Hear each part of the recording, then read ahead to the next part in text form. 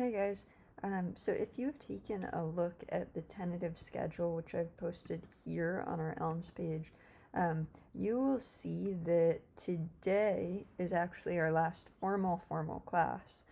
So on Monday, you'll have a draft workshop for your revision and reflection, meaning that you need to turn in a combined draft of that by noon to both the assignment space on Elms, which you can find under this assignments tab, or I'll put it on the main module too.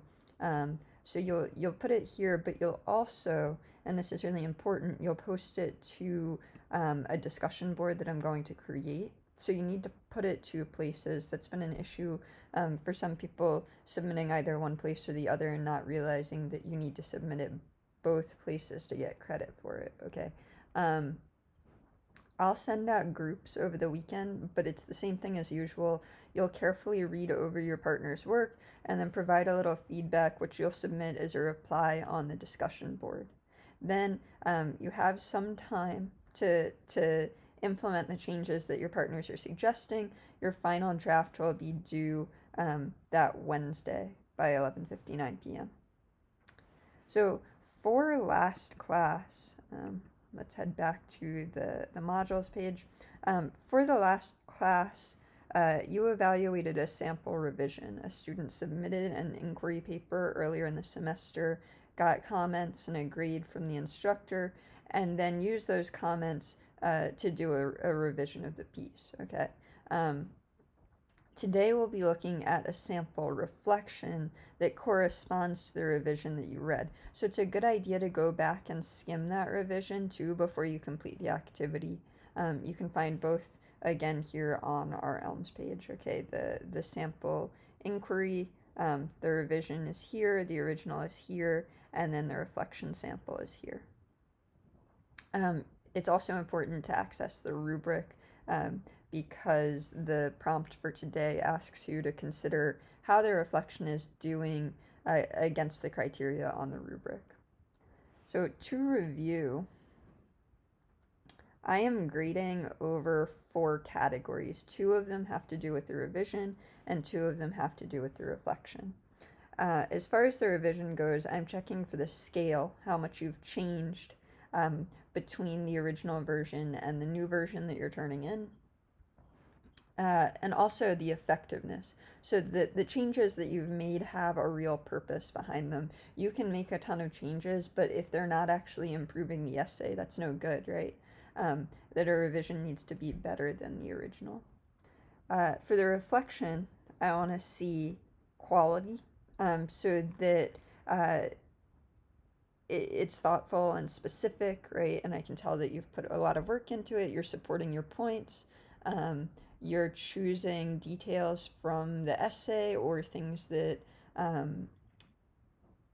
your peers have said to you in peer review sessions, and so it feels like almost another essay, right?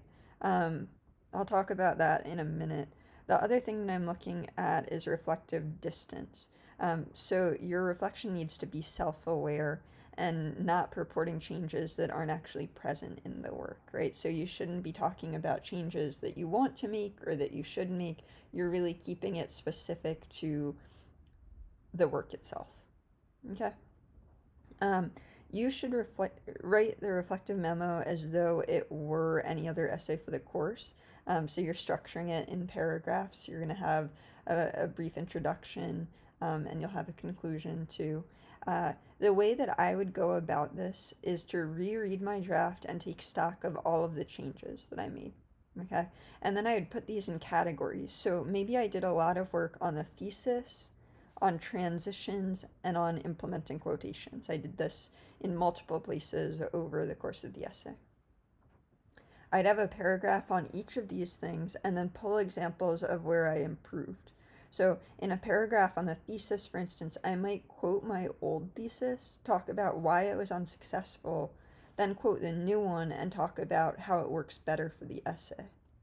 You're also welcome, again, to refer to comments that your peers and I have made. You can even quote these. You can take comments that I made on your paper and bring them into your essay if you feel that that's good support for the points that you're trying to make. Essentially, you're just setting up a claim, supporting it with evidence, just as you would do in a regular paper.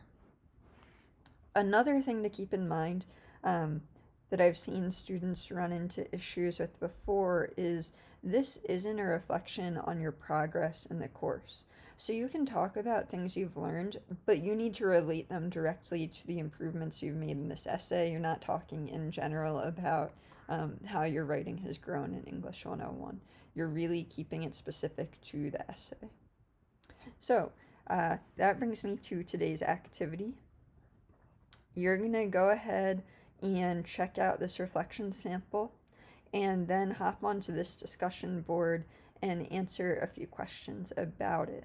I'd like you to carefully read the sample, then in about 250 words, give your thoughts on the student's reflection. So I've given you some questions that you might answer in your response. Does the reflection align with the criteria on the grading rubric? Is it specific enough? Does it show self-awareness? Does the student describe real concrete changes that he or she made in the revision and explain the rationale for these changes?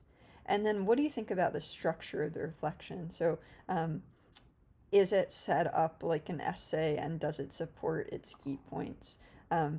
Does each paragraph contain one idea and then bring in examples to illustrate that idea? Where in the reflection do you see room for improvement?